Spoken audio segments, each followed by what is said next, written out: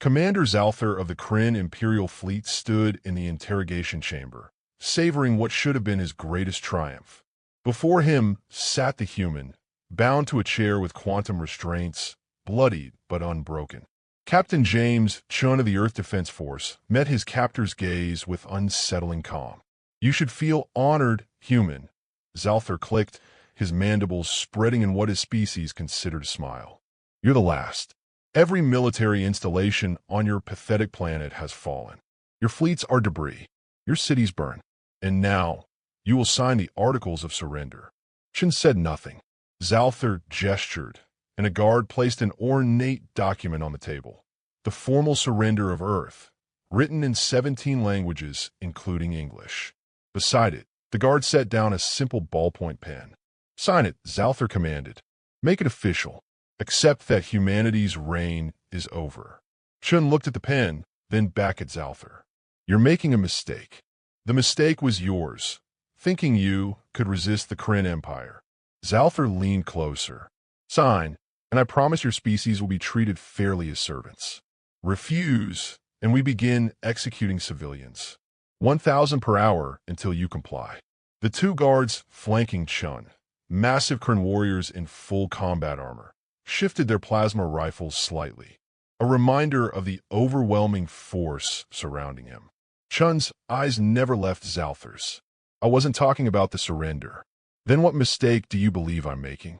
Giving me a weapon?" Zalthar's mandibles clicked with amusement. The guards actually laughed, a chittering insectoid sound. That primitive writing instrument? You're more delusional than our intelligence suggested." "Maybe," Chun said quietly. "But humor me. Before I sign, answer one question. How many humans have you actually captured alive?" The question caught Zalthar off guard. "Irrelevant." "Humor me," Chun repeated. "Billions dead, you said. Cities destroyed. Fleets obliterated. So how many prisoners?" Zalthar's silence was answer enough. "That's what I thought," Chun continued, his voice steady despite his injuries. "You know why you haven't taken prisoners, Commander? It's not because you're killing us all. It's because we won't let you take us. Every soldier, every civilian, every child with enough strength left, they fought until they couldn't fight anymore. Because we have a saying on Earth, give me liberty or give me death." "Philosophical nonsense," Zalthar spat. "Sign the document." Chun smiled, a cold, terrible expression that made even the battle-hardened guards hesitate. "You've conquered 40 worlds, right? Species that surrendered when they saw your might. But you've never fought anyone like us, have you? You've never faced a species that spent 10,000 years perfecting the art of killing each other. Empty threats from a defeated." Chun moved.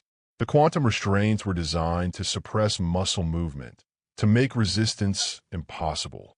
But they were calibrated for species that gave up when pain became unbearable. They weren't designed for someone who'd spent weeks in a POW camp, learning to function through agony. His hand shot forward, grabbed the pen, and in one fluid motion drove it through the eye slit of the guard's helmet on his right. The Kryn warrior screamed, dropping his rifle. Chun caught it before it hit the ground. The second guard raised his weapon, but Chun was faster. Years of combat training against human opponents who actually knew how to fight had honed reflexes the Kryn couldn't match. A plasma bolt caught the second guard's center mass. Zalthar lunged for his sidearm, but Chun was already pointing the rifle at him. "Don't," Chun said simply. Zalthar froze, mandibles twitching in shock and rage. "You, with a pen? Impossible. Your species evolved on a low-gravity world, right?" Chun asked, breathing heavily. "You never developed persistence hunting. Never had to chase prey for days until it collapsed from exhaustion. Never had to get creative with tools because you were smaller and weaker than everything trying to kill you." Chun stood slowly, the quantum restraints sparking and failing as he pushed through their suppression field. Blood dripped from his wrists where the restraints had burned him. "We did. Humans evolved as endurance predators on a death world that tried to kill us every single day for millions of years. We learned to turn anything sticks, stones, bones into weapons. A pen." He laughed bitterly. "A pen is easy." Alarms began blaring throughout the ship.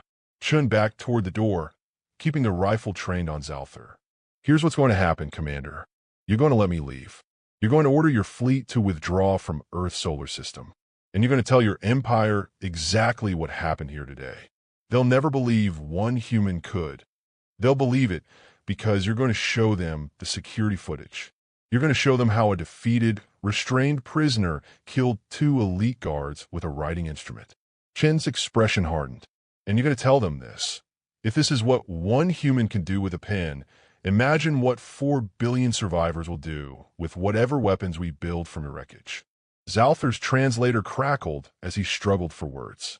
This changes nothing. We still have orbital superiority. We still control. You control nothing, Chen interrupted. Every soldier you kill, fighting to the last breath, every civilian who chooses death over surrender, every impossible victory we claw from defeat. You're not fighting an army, Commander. You're fighting an idea. The idea that freedom is worth any price. He reached the door panel. You wanted my signature on your surrender document? Chun fired a plasma bolt into the ornate paper, incinerating it. Here's Earth's official response. The door hissed open. Chen disappeared into the corridor, leaving Zalthar alone with his dead guards and a terrible realization. He hadn't captured Earth's last soldier. He'd freed its most dangerous weapon. 3 hours later, Captain James Chun commandeered an escape pod and transmitted coordinates to the resistance cells hidden throughout Earth's ruins.